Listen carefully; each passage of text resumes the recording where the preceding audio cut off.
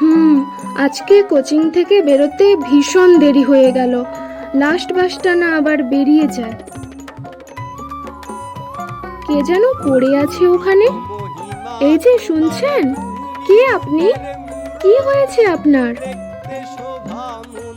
হ্যাঁ, আমার মিষ্টির প্রয়োজন। আমার জন্য মিষ্টি আনতে পারবেন? মিষ্টি? আপনি এখন এই অবস্থায় মিষ্টি খাবেন? আপনি কি আমার সঙ্গে মজা করছেন? হ্যাঁ, আমার প্রেসার ফল করেছে। এক্ষুনি আমার মিষ্টি জাতীয় কিছু চাই। ও, দাঁড়ান, আমি এক্ষুনি কোনো দোকান থেকে মিষ্টি কিছু নিয়ে আসছি। দাদা, আমায় একটা চকলেটের প্যাকেট দিন না।